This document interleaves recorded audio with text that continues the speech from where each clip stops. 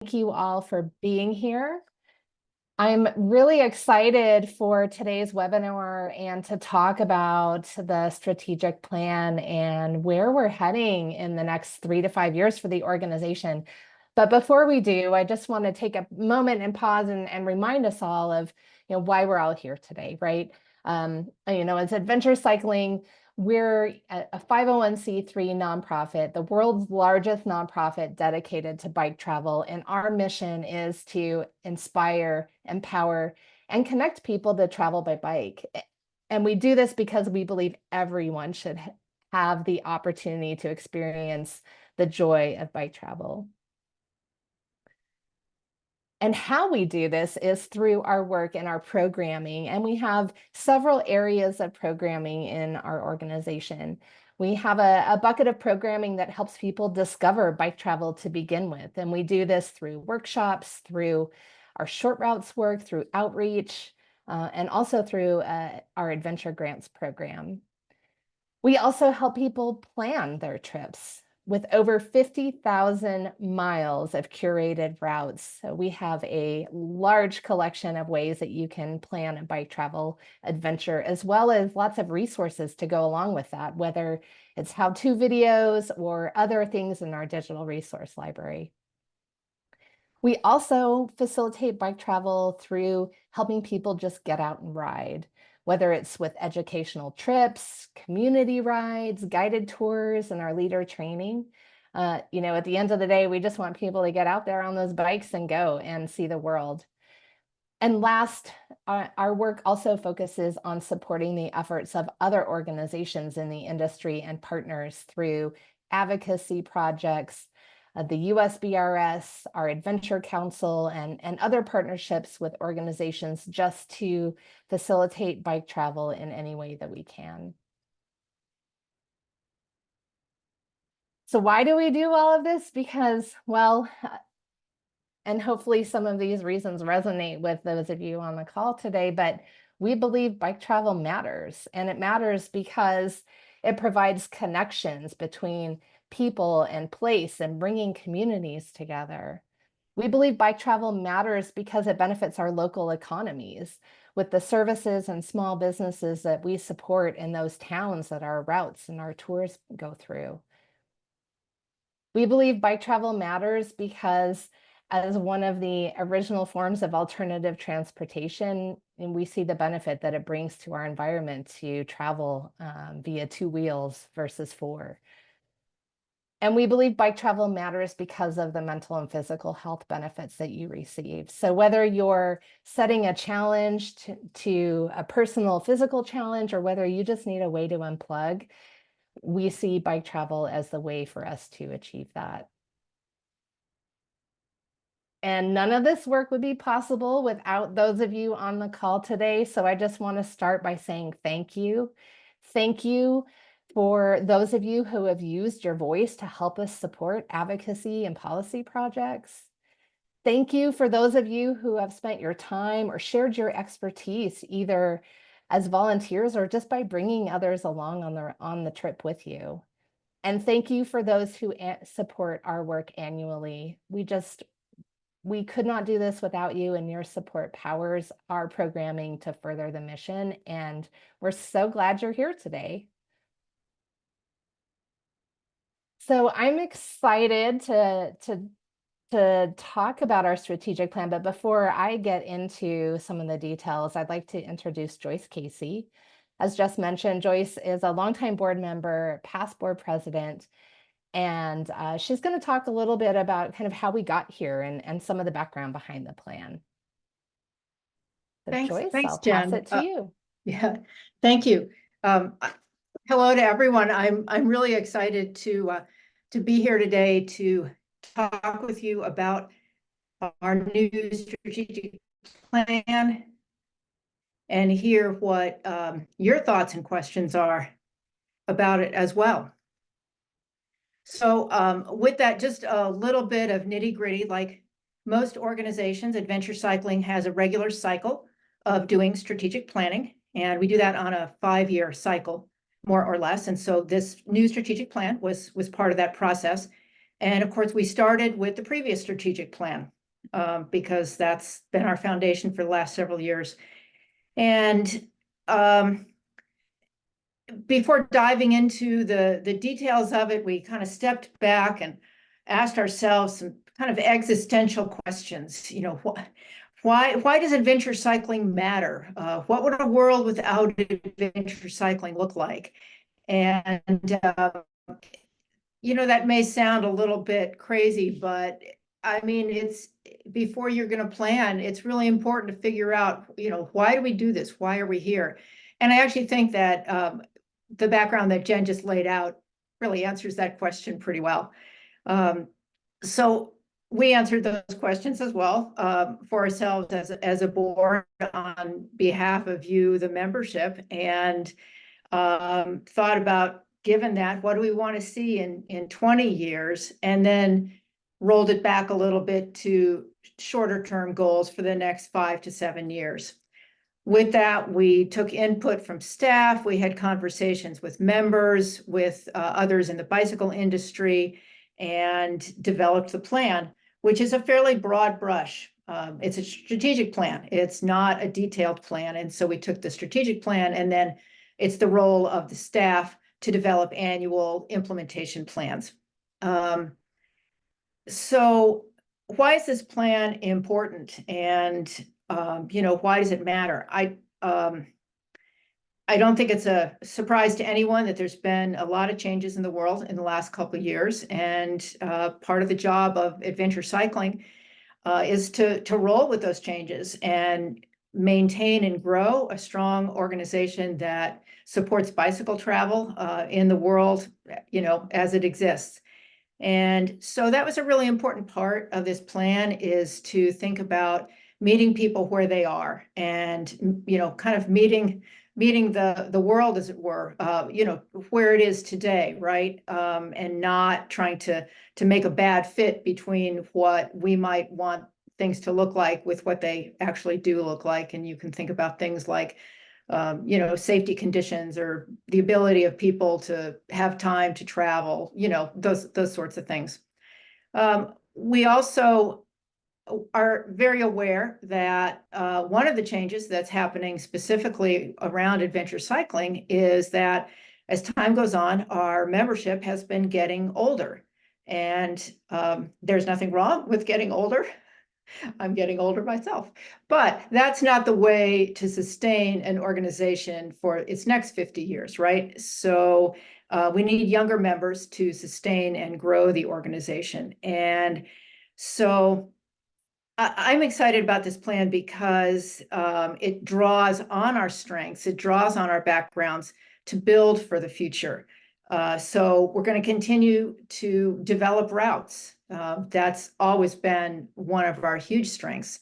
And we're looking at maybe a little bit more of a shift to shorter routes, but still have epic routes in development as well. But again, it's that part of meeting people where they're at. And for many people, the shorter route very close to home is what really excites them. We've done a lot of work with other cycling and recreation groups to build our network. Bikepacking Roots is an example of that. There's a great organization that we've worked with out of Chicago called Out Our Front Door. There's other locally based organizations like that that can really connect us to people in the community who might be interested in traveling by bicycle but don't have the resources. So the local group has the people and the energy, and we bring a lot of knowledge and resources. And Jen mentioned that one of our program areas is education, and that's obviously a huge strength of ours. We've been teaching introduction to bicycle touring, introduction to gravel touring classes for many, many years. We've been teaching leadership training for 50 years. We know how to teach people to lead trips. We know how to teach people to embark on trips, to give them the tools. And in fact, I noted in the poll at the beginning that many of you have benefited, you know, your membership in adventure cycling has benefited you in terms of gaining confidence, learning skills. And so that's a big part of what this next 5 years envisions for adventure cycling. And we're going to also continue to offer our more organized guided tours. Again, that has a large educational component to it as well, because going on a tour with an organization that's been doing it for a long time, you're going to learn things about how to do a tour. So I don't want to go on too long, but I do want to say that I'm really excited about this plan. And there's a couple things in particular that I'm very excited about. But before I mention that, I think it's appropriate just to reflect on the past, on the fact that the last couple of years, no surprise, we've seen tons of change in the world. There's been ups and downs for adventure cycling, and yet here we are. We're keeping the lights on. We're continuing our regular planning process. We're keeping to our core values while we're responding to a changing world. And we're getting ready to celebrate 50 years. And we're doing that because of the support of our members. And so thank you for that. It's not hyperbole to say we couldn't do it without you. And I also don't think it's a stretch to say that in the course of those 50 years, adventure cycling has created a movement that wouldn't exist without us. There's a lot of websites now. There's a lot of YouTube videos about bike packing, about how to do it, where to go, what to do. And we're really the backbone of that with the routes that we've created, with the educational opportunities that we've offered. And I think that's really, it's important to me personally to mention, but I think this plan is really infused with that. And that's part of what makes it so exciting for me. And so in particular, I think the education, the really try to reach people where they're at, and offer them opportunities to learn about bicycle travel, is really one of the most exciting parts of this plan to me. But also in doing that and in offering our tours, we really stretch people and we create community. And that's at the end of the day what I really love about not only this plan, but about what this organization does. Thank you. Thanks, Joyce. Really appreciate that perspective. And yeah, I'm gonna take it from here and get into some of the things that you're gonna see from us over the next few years. As Joyce mentioned in the process, we started big, and a big point of creating a plan like this is setting some sort of metrics for, well, how will you know that you've accomplished what you want to accomplish? And so, on a long term, where do we want the organization to be in another 20 years? We'll know that we have done our job when bike travel is a top 10 outdoor activity in the US. And we'll know that we have done what we wanted to do with our goals when adventure cycling is known as the educational leader for bike travel experiences, regardless of what form, whether it's bike packing or touring or some combination in between. We'll also know that we've accomplished our goals when organizations throughout the US use our guidelines for route planning and ratings and route curation. We'll know that we've accomplished our goals when we have a stable and growing funding pipeline that just continues this work for another 50 years. And that adventure cycling is seen as a top place to work in the outdoor industry. So with these goals in mind, with that being our roadmap of where we want to go, what that means in the short term for the next 3 to 5 years is really meeting the needs of both experienced riders, but as Joyce mentioned, also new riders, so new bike travelers, and to really open the doors to more bike travelers in the movement. We've got to be able to serve the needs of a broader variety of individuals. And new bike travelers have different needs, right? These are riders that need to learn the skills and tools and gain the confidence to plan a trip on their own. And so what you'll see in this plan are activities that we do to serve these audiences through things like step-by-step how-tos or more hands-on educational learning, or more digital resources, or providing creative ways to access the gear to get started. And while we're working to serve and reach these new audiences, it's also ensuring that we're continuing to support our established writers. And our established writers have different needs, right? For those of you on this call, you already know how to plan a trip. And many of you, have the confidence to just get out there and do it on your own. And so maybe what you're looking for is an idea of where to go next, or routes and maps to plan that next trip. Or maybe you're looking for companions or a community to ride with.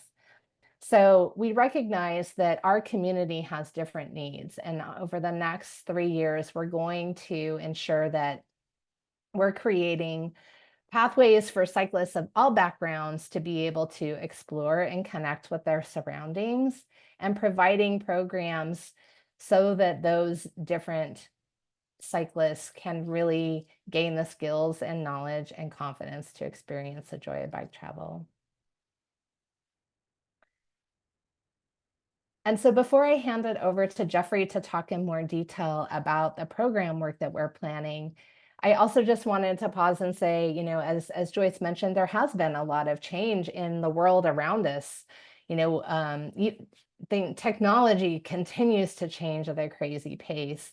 The way we've responded to our communities and our work environments after COVID has changed, right? So for us to reach that envisioned future, we recognize that we need to not only continue the core programs that we have, but we need to diversify what we do. We need to adapt, right? We're at a pivotal point, and it's time for us to ensure that we're adapting to change with the world. And so one example of what it means to diversify our programming is with our routes. And as Joyce mentioned, we're going to continue to develop amazing routes, but we're also going to shift along with our communities and ensure that we're including some more gravel and off-road riding options, because that's what people want and that's where people are riding. So in the next 3 years, you'll also see us piloting some new programming focused on education. And this will allow us to reach college-age riders, families, and all of those recreational cyclists that bought bikes during COVID. We'll talk a little bit more about that. And then also building off of our work to take our resources digital. We have been a little slow in this space, and for us to stay relevant and stay connected, we've got to have our resources out there in digital formats. And so you'll hear more about this from both Jeffrey and Jess. But it's all, at the end of the day, taking all of the amazing work that we've done for the past 48 years and really committing to modernizing these programs and resources so we can continue to empower and provide experiences for those that haven't really gotten started, as well as our community that continues to support this work. So we recognize it'll take some hard work, but we believe that with piloting new ideas, partnering with like-minded organizations, and most importantly, with the support of our community, we can get there. You've all been a part of this movement, and together we'll continue to pave the way for the movement to continue for another 50 years. So I'm going to pass it over to Jeffrey to talk a little bit more about the details of the programming that I just covered in our overview. So Jeffrey, let me get your slides here for you. Thanks, Jen. Great. Can you guys hear me? Yes. Okay, great.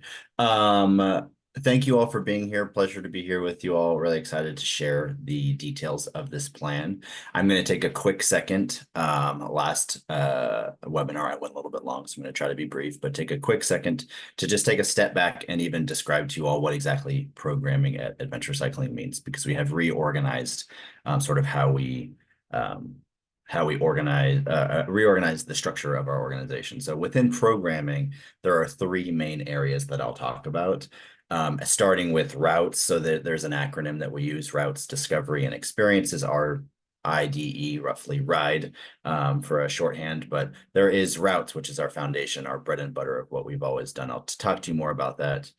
Discovery, which is going to be sort of our pilot programming, our new educational outreach, and where we're testing new ways to reach new audiences. And experiences, which is sort of a rebrand or a reframe of what's historically been called tours, which I'm sure you're all aware of, just to kind of provide a more holistic sense of the types of guided experiences that we're bringing up. And real quick, Hayden or Jess, is it possible to bring up the poll results? Mostly the poll question is what I would love to see. So on your screen, hopefully you're seeing the poll that we had at the beginning. And I agree, Jess, I'm really happy to see the sort of widespread that we're helping folks in many different ways. But the reason we asked you these is also because in these program areas, these are the types of things that we're wanting to be able to measure and the impact that we're having on the outdoor community, on bicycling in general, and how we're bringing more people into the organization, so that we can be sort of responsive to the things that people want. What are the barriers that people are facing? If a lot of people are coming to us for community and a sense of belonging, maybe we know that we need to start to gear some of our programming towards that. Or if people are saying, hey, I would love more support on planning a route, we can be responsive to those needs, and we can track and measure our impact more successfully, which is going to be able to help us be more specific in the programming that we offer. So just wanted to take a quick second there to give you that background. So I'll go into each of these specific department areas now and just kind of talk about what are the key programs that we're going to be launching in each one, and what does the next year and the next 3 to 5 years look like in each one of them. So routes is our bread and butter. It's the foundation of adventure cycling that you're all aware of. We have been discussing our routes in kind of 2 separate ways. Our epic routes, which are our flagship routes that folks know about, the Trans Am, the Great Divide, these sort of bucket list type routes, and now more short type routes. So over the next several years, we are going to continue to develop new epic routes. However, those epic routes are going to be perhaps different than they have looked in the past, with a significant focus on off-road development. Off-road development for us does not necessarily mean that you're going to need a full suspension mountain bike or that you're going to be going over boulders the whole time. It means away from vehicular traffic. I think I saw it in the comments. A lot of people are saying, you know, there's a lot of road riders who are trying to have different opportunities because of increased traffic, increased speeds, and increased incidences on vehicular traveled roads. So off-road can mean gravel. It can mean, you know, rugged terrain, and it can also mean, you know, routes along the East Coast Greenway, which is beautifully paved, and it is still off-road for us. So by 2026, we're hoping to launch 2 full new epic routes, and then pair that with our growing short routes program. So the short routes program was alluded to by Joyce, and this is a response to use Joyce's words, meeting people where they're at. That's literally what we're trying to do, is be able to make it so I can go out my back door. I'm in Fort Collins, Colorado, in northern Colorado, ride up to my local state park with my family and friends, have a bike overnight bike travel adventure, and come back. Because of the financial barriers, because I don't necessarily have a month off to bike across the state, but I do have every weekend to go out and experience my community by bicycle. So by the end of 2025, our goal is to have 100 short routes published across the country. We're really excited that in 2024, our goal was to be at 40 short routes by the end of 2024, and we are already at 40 now, just barely past halfway there. So we should be able to really start pumping out those short routes, and hopefully have one near each of you really shortly.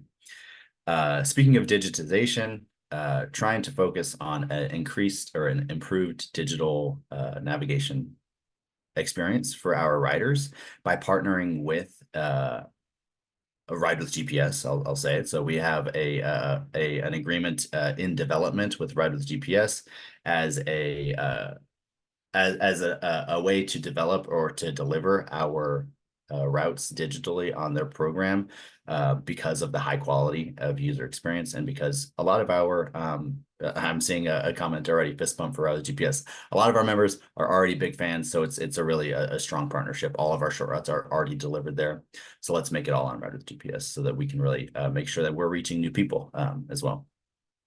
Finally, trying to establish ourselves as an authority in route ratings and standards so that bike travel across the board, not just within adventure cycling, but on roads GPS within other organizations that put out routes like bikepacking.com or bikepacking routes, there can be some standardization because right now, with different organizations and different people making different routes, what's easy for me might not be easy for somebody else, or what's easy for somebody else. I've had this was listed as easy, and I was dying on the Boulder Weekender Loop really hard, if you're wondering, and it's listed as easy to moderate. So trying to get that standard across the board.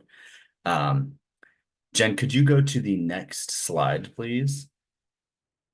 So that was routes, our foundation, and discovery is sort of where we're going or how we're reaching new people.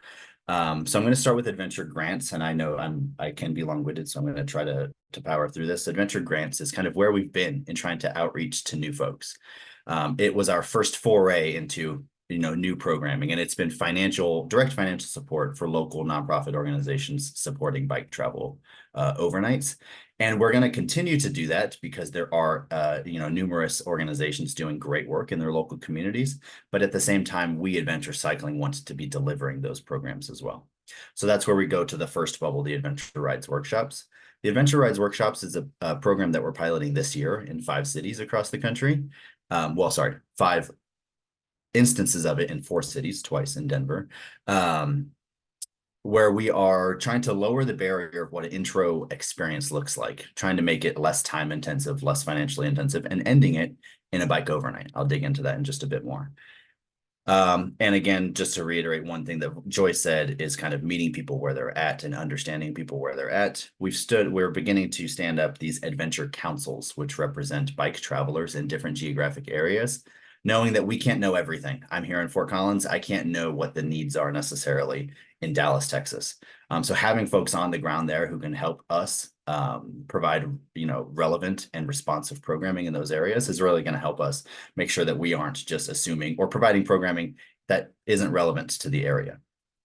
And we've touched on advocacy and partnerships, but of course, a significant boon of having 50,000 members and having a nationwide presence and being sort of entrenched within the outdoor industry is that we can all lift our collective voices to increase bicycle travel safety, and outdoor access across the country. Forward, please, Jen. Real quickly, just to dig in more as an example of the types of pilot programming that we're doing. On the Adventure Rides workshops, this is sort of the layout that we're doing. Week 1, week 2, week 3 are sort of 1 hour, 1.5 hour workshops, culminating in a bike overnight. So instead of saying, hey, you have to take a week off of work, hey, you have to pay $1,000 to get to this place, we're trying to offer these workshops in local communities where people can kind of test the waters and go out on a bike overnight with a group of friends and a group of beginners led by Adventure Cycling, and supported in that way so that we can continue to build skills and build confidence. These are the 5 areas that we're doing it in this year: Denver twice, Missoula, Madison, and Austin, Texas. And our goals for the next 5 years to scale this program up significantly. So next year we hope to have 10 of these workshops, followed by 30 to 40 in 2026. So hopefully coming to a city near you. I know that Jen, relevantly said this group might not be the audience for an adventure ride workshop since it is introductory, but trying to support communities across the country to reach new folks, to be able to engage in this activity that we all love. And finally, I was just given my 2-minute notice, which I think should be perfect, is our experiences, formerly known as guided tours. And guided tours are continuing as a holistic sense or a slate of what we're offering as guided experiences look like.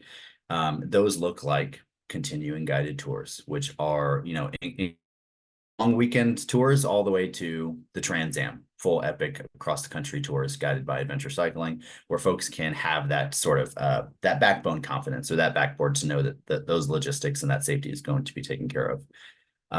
Partnering with our members and other organizations to do fundraising tours for our organization and others, and raising the profile of the issues that we're trying to do via our touring model.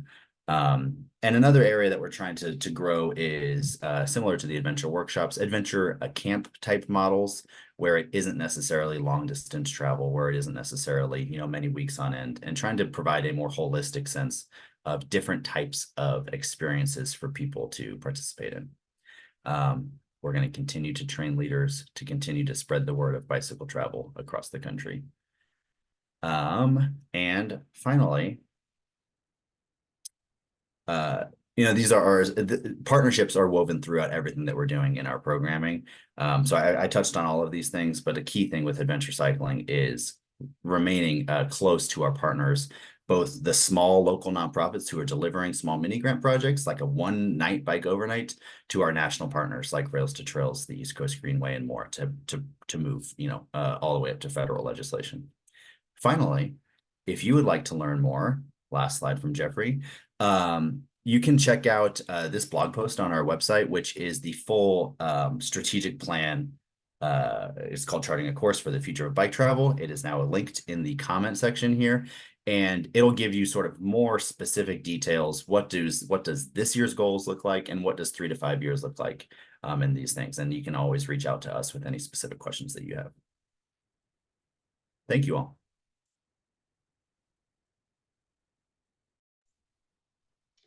Hello, everyone. So I just wanted to briefly mention that our strategic plan also has the goal of growing the visibility of bike travel. The more people who learn what bicycle travel is, the more people who can incorporate it into their lives and really feel that impact of the sustainable and healthful method of travel that we all love. So a few ways that we're going to do that. First, we have a major awareness or PR campaign.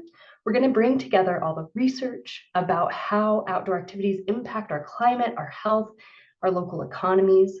And then we're going to form a coalition of like-minded nonprofits to sign on to this awareness campaign. And then we're going to use that power of our collective voice and this research to tell the story of that impact of bicycle travel across the nation by 2026. Second, we have our storytelling. As you know, we tell stories every day thanks to the support of our members, and we will continue to do that. But we also want to make sure that we're telling everyone. So through targeted digital communications, as well as some on-the-ground outreach, we'll bring to light the impactful benefits of bicycle travel so that we can empower every rider with the inspiration and knowledge needed to embrace adventure cycling. So practically, that includes creating more digital content, collaborating with writers and filmmakers to create short films, and attending community and industry events annually to broaden our reach and our leadership. So third is using the expertise of our organization, our staff, and our community to create digital resources that help people gain the skills and the confidence for bicycle travel. So this includes creating a how-to video library, which right now is about 20% complete, and you can find some of those videos on YouTube right now on the Adventure Cycling channel. It also includes a how-to webinar series for novices or those who just love to learn in 2025. So through these awareness efforts, we want to grow our community with 10% more traveling cyclists each year. Thanks. Wonderful. Thanks, Jess. All right. Maxton. Hey, everybody. It's really nice to be here. I've noticed a lot of names of folks that I've had correspondence with over the years, and just want to say thank you to everyone. You all really are the backbone of the community. As members, the support that you give, not only through membership dues, but through donations, is what makes all of this work possible. And if you've been paying attention so far, you will notice that we're really gearing up to do a lot more than we have in the past in certain areas. And so this slide shares not only how we pull in revenue here at Adventure Cycling, but where we are spending our money. You will notice that the program buckets, both routes and discovery, discovery in particular, we would really like to grow those to be a bigger part of that pie. And in order to do that, going back to earlier in the call about, things have really changed quite a bit over the past couple of years, and economic factors are a big part of that. We have noticed over the past year and a half that some changes have become necessary in order to continue to sustain and fund this work, which brings us to the next slide that details what this means for our membership model moving forward. This chart outlines different tiers. So we have simplified our offerings. You'll notice a new entry-level tier at $25 that we really hope will open the door and lower the bar of entry for folks who are interested in supporting our work, but maybe are not, able to make a larger commitment. So it's a great way to get folks in the door. Additionally, you will notice, and you probably caught in the most recent issue of the magazine, that it will be going to a quarterly cadence as opposed to the 6 issues that it is currently on. In addition to that, in order to receive the print publication moving forward, the $100 tier will be the baseline for that. And that will also include benefits for family members. And one of the really exciting things about that family benefit in particular is that we have really expanded the partner discounts that we offer through some of our corporate partners. And being able to add multiple family members is really a benefit for those higher tiers as well. As far as memberships go, are looking to do an auto renewal option soon. We know that a lot of folks like to set it and forget it, so we're also working on that as well. These changes are in the works now. We're dialing in all of the technical procedures to get these in place, but we are looking to launch this around the beginning of Q4, late Q3, so around September. And yeah, we can go to the next slide, please.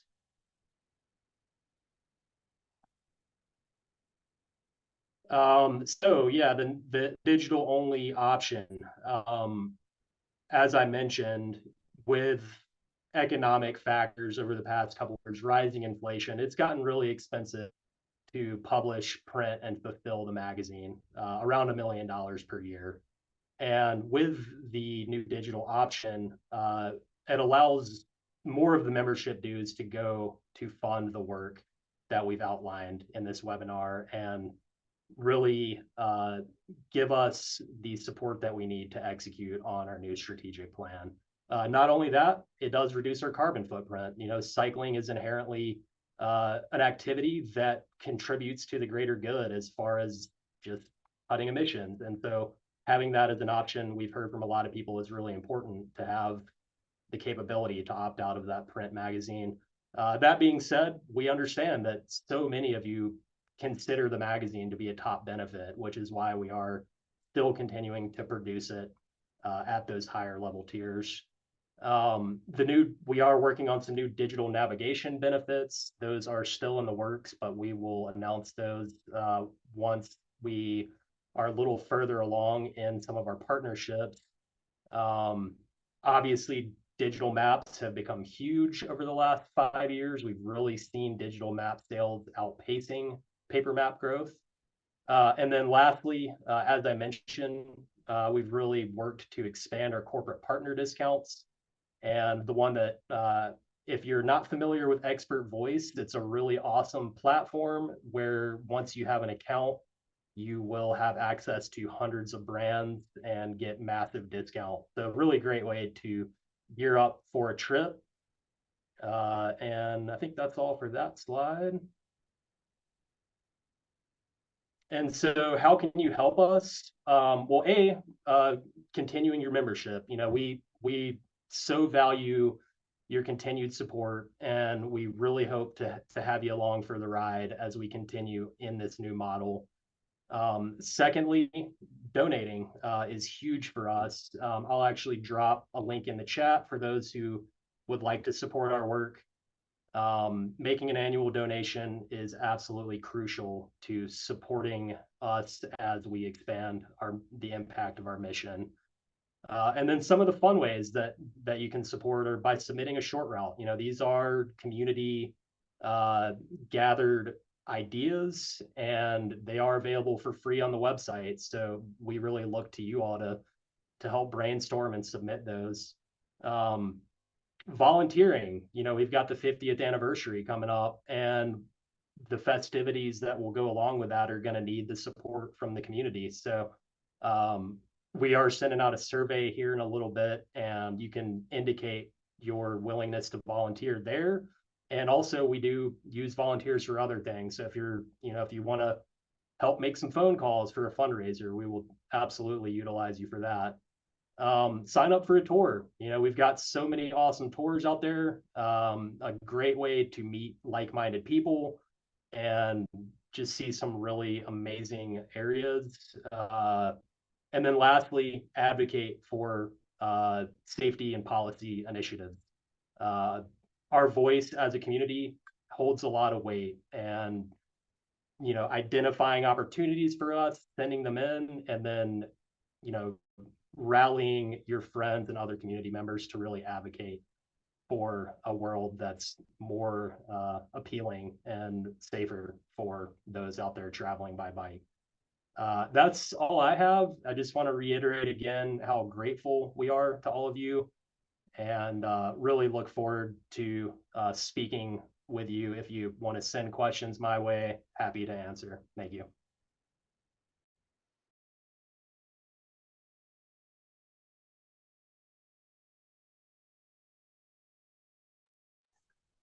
Okay, thank you so much to my speakers. You guys did a fantastic job. And we now are going to enter into our Q&A portion. I've been trying my best. You guys have been so active in the chat. I've been trying to record those questions. Apologies. Some of the questions I might combine into like one question. And so because sometimes we have like a little bit of overlap among those. So first of all, I'm going to dive in randomly. Herman was wondering, and I think this question might be for Jeffrey, more about our epic guided tours, specifically calling out Trans-America Trail and Northern Tier, and just curious about the future of our epic guided tours. So while it is tough to speak to future slates because tours change every year, because we're trying to keep them fresh, many of them are a standard or a staple. The Trans-America Tour is on there, and it is actually on the road right now, or ending very shortly. They're nearing the West Coast. It does take the Westward Express route, and the epics at the moment are van supported. However, epic routes will continue to be offered as guided tours, along with a varying sort of array of different types of tours each season. So make sure that you continue to check back. Thank you, Jeffrey, and thank you, Herman. Linda asked about whether we're planning to do anything with day routes when we talk about short routes. And Jeffrey, I kind of thought you could maybe speak to how we sort of define what bicycle travel is, and maybe also like how our programs might speak to this. Yeah, so I think that our definition of bicycle travel does include overnights generally, and our definition of a short route does at this moment, when they're being submitted by community members, they are what we say 2 to 5 day routes, so 1 overnight to 4 or 5 overnights of a certain length. However, what I would say is, while we don't plan on or have plans on creating day routes in specific areas, our partnerships with organizations like Ride with GPS and our more local pilot programming like Adventure Rides and our partnerships with local nonprofits are going to be able to help us to be able to provide resources for folks who do have those questions. We'll be able to say, while we are focused on bicycle travel, which generally does include overnights, we have sort of a wide array of partners and resources to be able to provide those day trips. Thanks. Okay, going through my list. Kirk has a question about how we can work through schools to help normalize bike travel at an early age. And I thought maybe you could maybe speak to one of the adventure grants that just happened. Yes, so there are several ways that we can work with school, and it's not just schools, but it's trying to reach different demographics of folks. Schools obviously being a significant one, partnering with colleges and universities is a significant one, offering grants to schools or workshops that are family focused. All of those things are sort of in the hopper for us. Related specifically to schools on two fronts, in the adventure grants side of things, we do have sort of longstanding partnerships with some of the local organizations that we're providing financial assistance to in working with local schools in their areas to teach kids safe or riding skills, safe road riding skills, and then culminating it in a bike overnight, for example. So that has happened, I think, for the past 4 years in Austin, Texas, with an elementary school called Langford Elementary that goes to McKinney Falls State Park, if you've ever seen the beautiful pictures of it down there. And then there are partnerships that we are pursuing within the adventure rides side of things with so somebody actually just put Safe Routes to Schools in their area. Safe Routes to School is a huge program here in Fort Collins, and we're working with the city of Fort Collins to try to utilize their bikes for our local schools. And sorry, just one more example is working with a college called Central Wyoming College to try to get students engaged on our guided tours as for credit opportunities. So lots of different opportunities to engage younger folks through schools and through our local communities.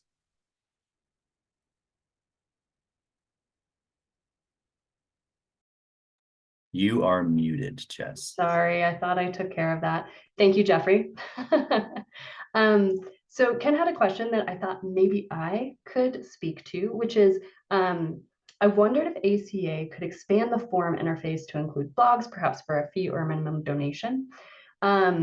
While I haven't explored exactly this type of idea, I was just talking with some other staff about sort of revamping the forum this year, making it more user-friendly and sort of integrating it more and promoting it more as a place for people to connect, share ideas, share experiences and expertise. We're also as part of this awareness campaign and as part of this new strategic plan, we're rethinking how we do our content. So that includes our blog, that includes our magazine, not in terms of a visual redesign, but in terms of how do we help people most? How do we, provide that information that builds their confidence and their skill sets in bicycle travel? And so as we're very excited about this strategic plan, it will also impact some of the ways you interact with the website and our forums, as well as our content. If anybody else has any other thoughts around that, you can jump in as I look for my next question. There's a question here that I also might be able to answer. Stuart asks, what format will the digital option be in? And I think that's referring back to the magazine digital option. Stuart and others, I'm not sure if you've used our digital magazine before. It is available always on our website for members specifically. And it is a interactive, it kind of looks like a PDF, but it's a little bit more interactive than that, where you can click links and scroll through pages. You can make the font bigger. You can there are just some ways that you can change how you view the magazine through that digital option.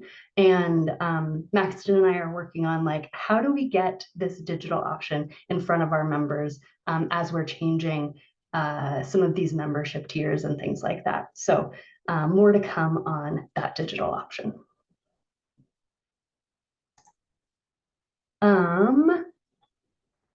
So I have 2 minutes left is what I've been told. Let's see. Someone, I'm sorry, I didn't capture the name, asked a question about organizing a fundraiser. And what if we have like printed materials and what sort of materials we provide for that. Thank you so much for asking that question. That's amazing. What we do have currently is a web platform that allows you to peer fundraise really, really easily for adventure cycling. If you're interested in doing more of an in-person fundraising event, reach out to us, contact Maxton.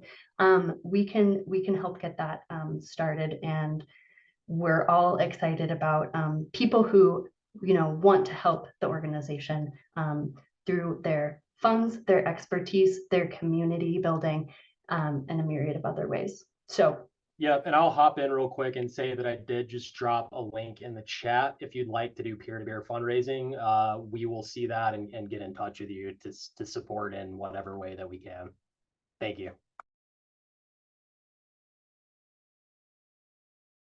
All right, I have reached my time limit. I know that I did not get to everyone's questions. Apologies. I'm not trying to ignore anyone. Thank you so much for your interest and your participation in this chat. It means a lot. So I'll hand it over to Jen to close us out. Thanks, Jess. I just wanted to just thank you all for your time today and for joining us and hearing about the exciting direction of where we're heading. As you can tell, there's a lot of enthusiasm and energy and excitement here. I loved seeing the comments in the chat as they were coming in, and just really appreciate everyone's support and commitment to the organization. I mean, I mentioned this earlier, but we really couldn't do this and we wouldn't be here without you. And we value our community and hope to continue updates like this in the future, so you can hear about how we're progressing in the strategic plan and see all the exciting work that we accomplish over the next 3 years. So thank you. And a huge shout out to my team for joining today, and Joyce as well. Appreciate you coming on to speak with everyone. Thanks, everyone. I'm gonna close this out. Have a good one. Thank you.